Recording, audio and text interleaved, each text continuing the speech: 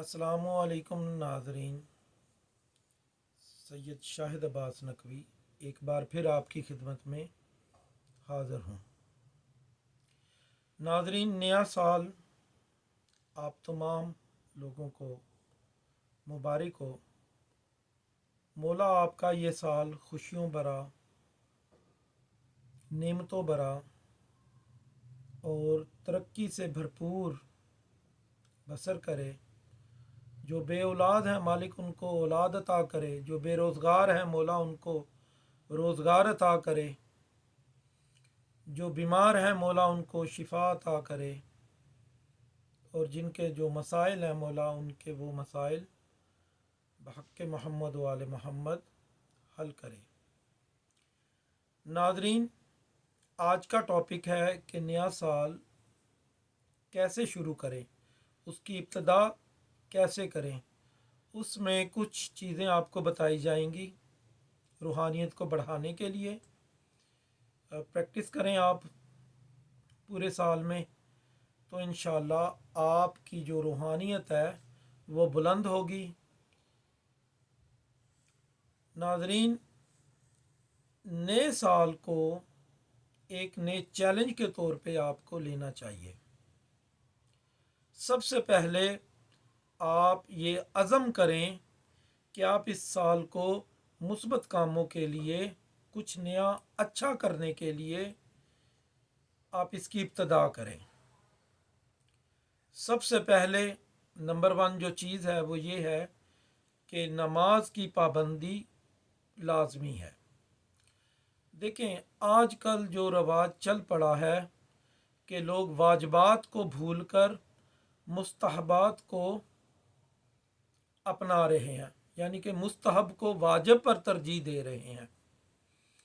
तो ये हमारे क्योंकि इलाके में ये अब रवाज बनता जा रहा है कि फ़र्ज़ को आप भूल जाते हैं और मुस्तहब को आप बहुत आगे ले जाते हैं।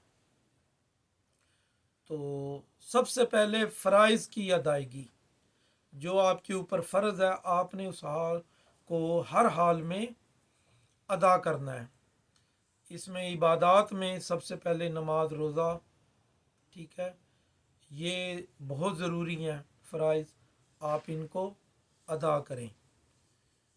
इसके बाद मुस्तहब चीज़ें आती हैं। मुस्तहबात जो हैं उनसे आपकी रूहानियत बुलंद होती है, लेकिन जब आप फ़र्ज़ ही नहीं अदा करेंगे, अपने सर से एक बोझ नहीं उतारेंगे, तो फिर आप जितने मर्ज़ी मुस्तहब आमाल अदा कर लें वो फ़र्ज़ की बराबरी नहीं करते।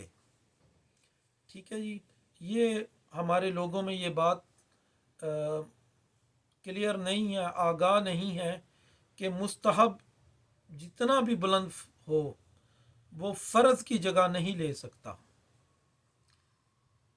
तो सबसे पहले फ़राइज़ बहुत ज़रूरी हैं, उसमें नमाज रोज़ा आ जाता है, और जो आपके ऊपर फ़राइज़ हैं वो आपने वाजिबात पूरे करने हैं। इसके बाद नवाफिल, नवाफिल आप जितने ज़्यादा अदा करेंगे आपकी रूहानियत में इजाफ़ा होगा, आपकी रूह पाकीज़ा होगी। ठीक है जी। और इसके बाद अगला स्टेप है कि हर वक्त आपने बावज़ू रहना है। हर वक्त बावज़ू रहने से रूहानी और जिस्मानी बीमारियों से शिफा होती है, इंसान गुनाहों से बचता है। तो लिहाजा कोशिश करें कि हर वक्त बावज़ू रहें। अगला स्टेप है जी, इखलाकी बुराइयों से इज्तनाब करें। इखलाकी बीमारियाँ जो रूहानी बीमारियों की जड़ हैं, जैसे झूठ बोलना, हसद करना, चुगली करना, किसी की बुराई करना, ठीक है, इन चीज़ों से बचना बहुत ज़रूरी है। एक रूहानी इंसान को इखलाकी बीमारियों से बचना बहुत ज़रूरी है, तब कहीं जाकर रूहानियत पैदा होती है या बुलंद होती है। ऐसा नहीं है कि आप इन चीज़ों से, इखलाकी बुराइयों से इज्तनाब नहीं कर रहे, उनसे आप बचने की कोशिश नहीं कर रहे, तो आप रूहानियत में बुलंद मर्तबा نہیں پا سکتے۔ اگر کوئی ایسا دعویٰ کرتا بھی ہے تو آپ بہتر فیصلہ کر سکتے ہیں مجھ سے۔ ہفتے میں کم سے کم 1 یا 2 بار آپ روزے ضرور رکھیں، کوشش کریں جو آپ کے قضا روزے ہیں آپ ان کو بجا لائیں۔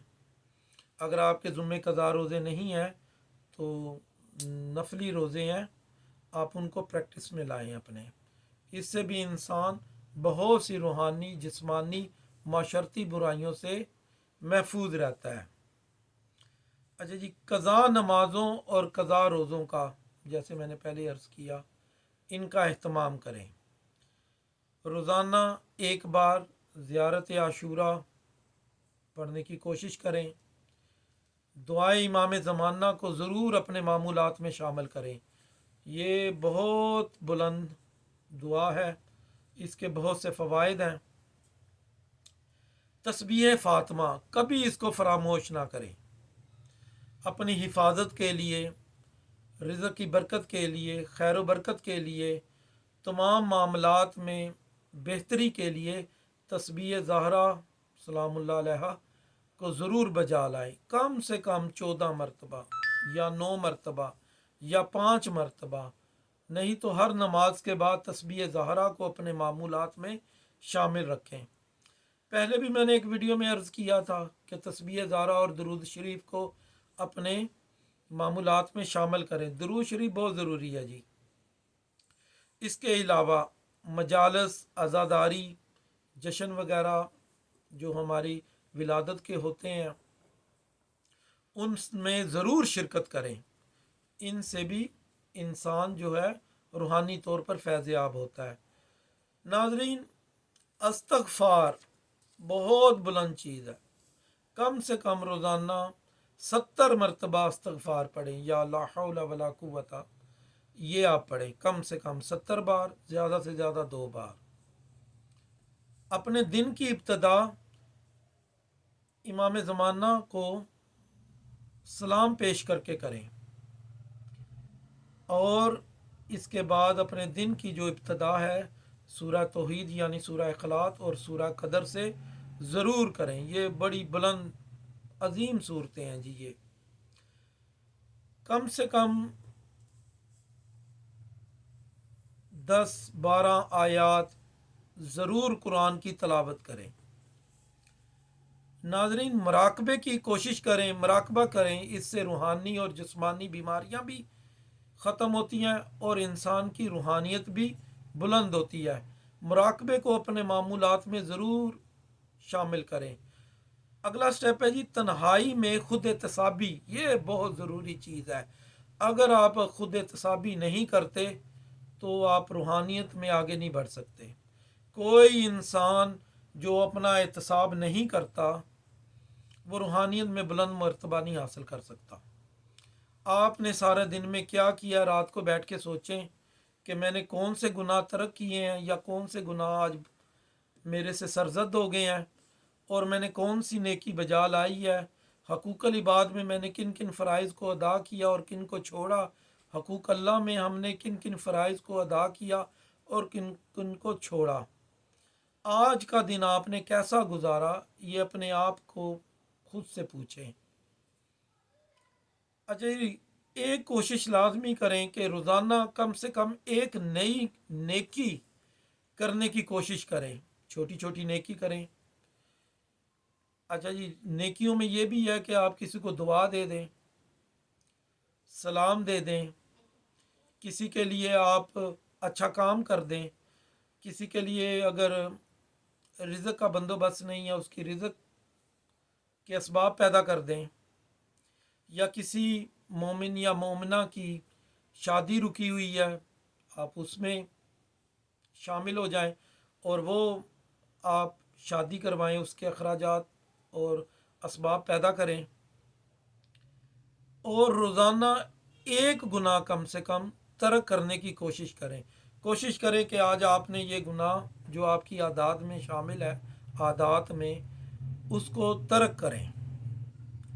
ناظرین، یہ وہ چیزیں ہیں جو روحانیت سے ریلیٹڈ یا ایک عام انسان بھی اس کو پریکٹس کر سکتا ہے، لیکن جو ہم لوگ روحانیت سے ریلیٹڈ ہیں، جو اذکار وغیرہ کرتے ہیں یا روحانی علوم کو پریکٹس کرتے ہیں، ان کے لیے یہ بہت ضروری یہ چیزیں ہیں۔ اس کے علاوہ اور بھی بہت باتیں ہیں جو آپ سے کرنی ہیں، لیکن وقت کی کمی ہے، ویڈیو طویل ہو جائے گی، لہٰذا اسی پر ہم آج اپنی ویڈیو کا اختتام کرتے ہیں۔ انشاءاللہ پھر کسی نئی ویڈیو میں کچھ نئی باتیں آپ کے سامنے رکھیں گے۔ اب اجازت دیجیے۔ السلام علیکم ورحمۃ اللہ وبرکاتہ۔